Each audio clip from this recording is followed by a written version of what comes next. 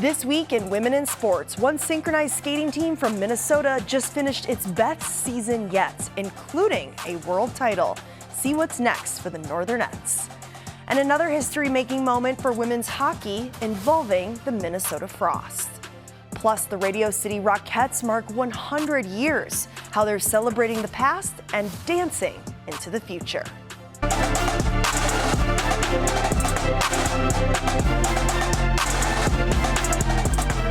Thanks for joining us. I'm Marielle Mohs, and here at WCCO, we are celebrating the highlights of female athletes in this new digital segment called Women in Sports.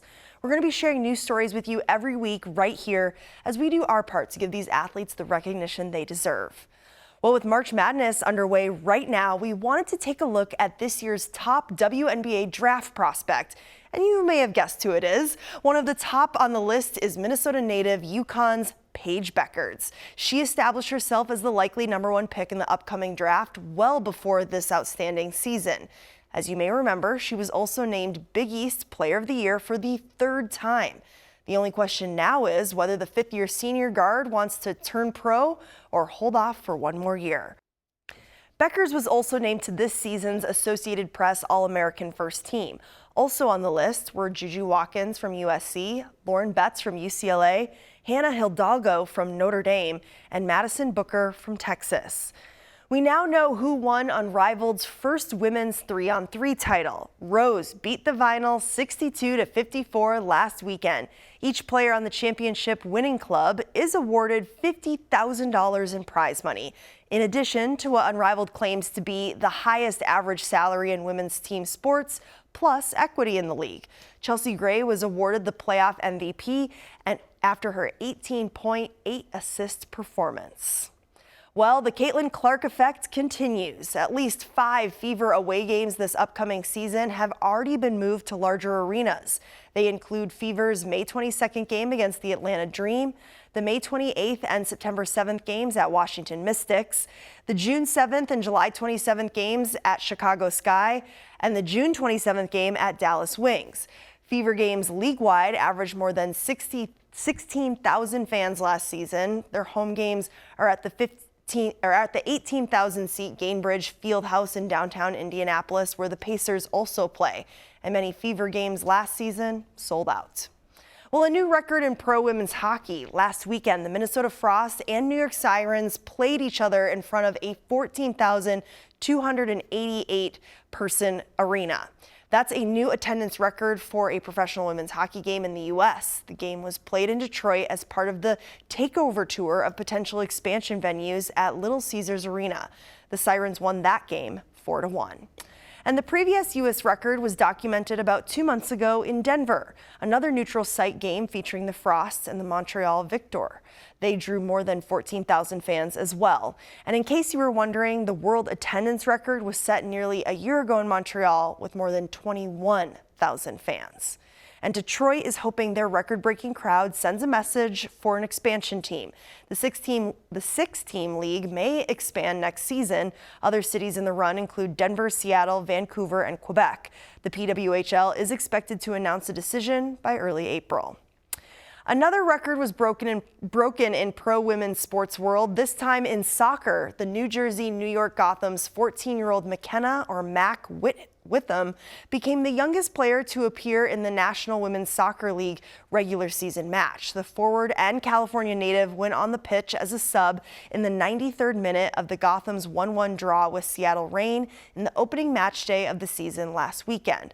After the match, Witham posted on X, quote, "Thank you for the opportunity, Gotham FC and NWSL. I am excited for this year, and it's a dream come true." Witham previously became the youngest to sign in the NWSL history at the age of 13. She's also the youngest athlete to sign an NIL contract with Nike and youngest player to appear in a top division American soccer game when she came on during a preseason match in July of last year. Well, you're looking at a first-place synchronized skating team from Minnesota. The Northernettes junior team represented Team USA at a world competition, and they took home gold for the first time. The synchronized skating club took home even more hardware in other age divisions, making it their most successful season in 8 years.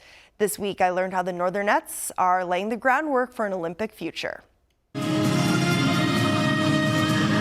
A mesmerizing dance on the ice as 16 skaters compete in complete synchronization to take home their first medal at the U.S. national competition a few weeks ago in Colorado Springs. Last season, we lost the podium by .06, so the whole season was about redemption. It gave us so much more drive to come back for the next season. Julia Holmes, Susie Balvance, and Audrey Lee proudly wear their pewter medals, which is a 4th place finish, the highest award this team has earned. We're competing against all the best teams in the country, and everyone's putting out their best skates at the end of the season, so to place in the top 4 was really, really, really impressive for them. 5, 6, 7, 8. The Northernettes are a true passion project for director and founder Alana Christie.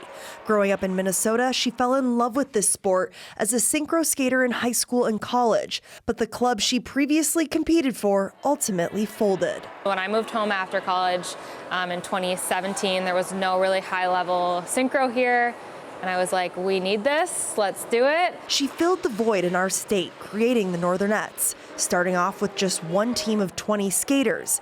8 seasons later, they now have 7 teams and 120 skaters. So this is like the state of hockey, and we have so many rinks and figure skaters and kids on the ice, and I just know that this can be a really good market for synchro. We won all of our competitions. 8-year-olds Ellie Anderson, Eleanor Ewald, and Natalyn Johnson are among the youngest Northernettes, with big dreams for a growing sport that's pushing to be in the Olympics in the near future. My dream has always been to go to the Olympics in figure skating. Our organization and just synchro and figure skating in general is working really hard to get synchro into the Olympics, and I know it will happen at some point. What's often an individual sport, these skaters are enjoying the experience of being part of a team. It's not all eyes on me, so it gives me less pressure. The support system is really nice to have. It feels like you're not alone and you have people to back you up. We all know women's sports is growing, but this is a report you have to listen to. According to Deloitte, women's elite sports revenues are projected to reach a record $2.35 billion this year globally. That's more than triple the market size in 2022. The revenue includes match days, broadcasts, and commercial deals.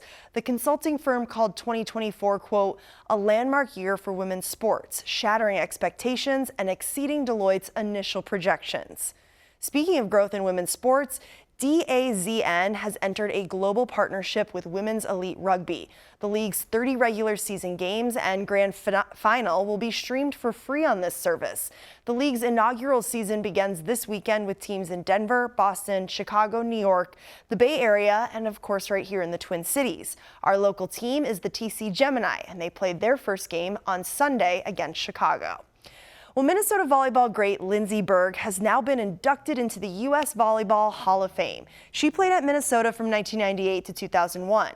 She also played in 3 Olympic Games, winning silver in 2008 and 2012.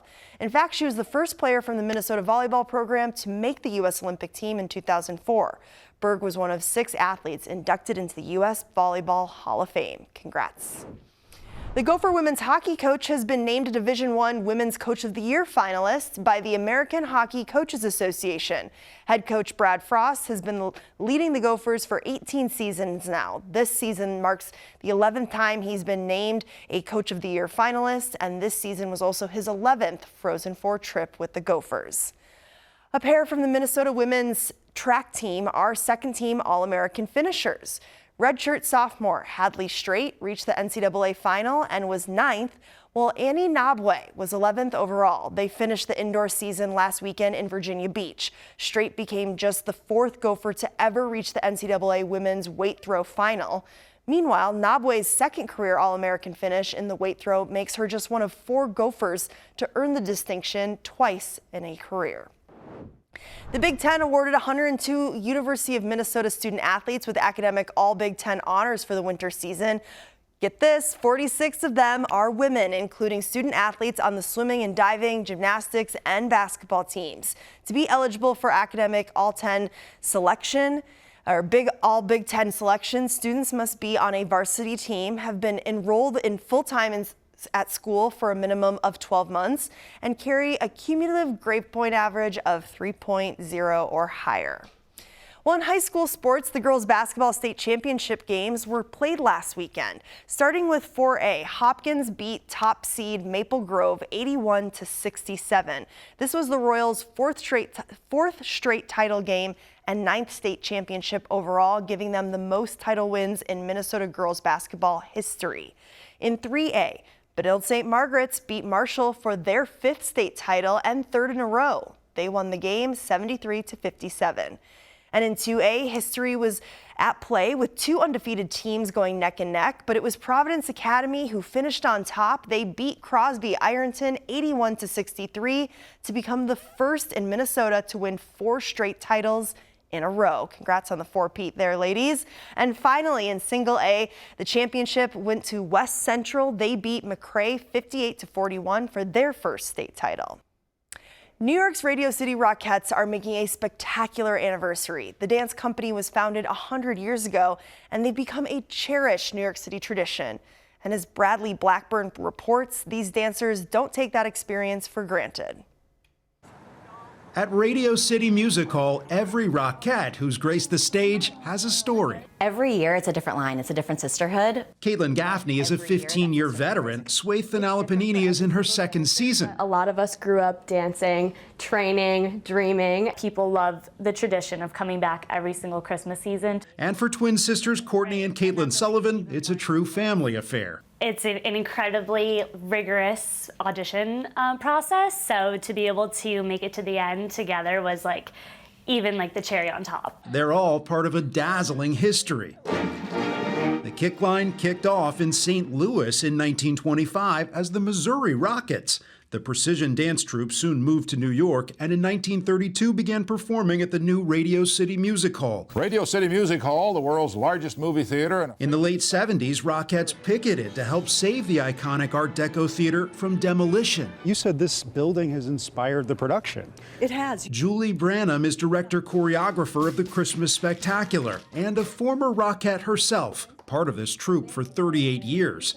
To celebrate their centennial, they're inviting thousands of past Rockettes to share memories. And trying to discover Rockettes we may not know about that aren't in the database so that we can celebrate 100 years of Rockettes with other Rockettes. Through the years, the company has grown more diverse, the show even more spectacular. But the famous Parade of the Wooden Soldiers has stayed the same since the beginning.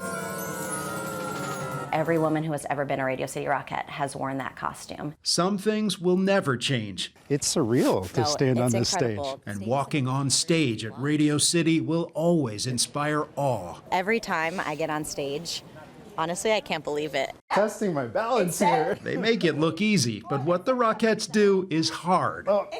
That's the magic now moving them into a 2nd century. Bradley Blackburn, CBS News, New York. Centennial of tradition. You love to see it. Thanks for watching this week's Women in Sports. We'll be back with more great stories next week. I'm Marielle Mohs.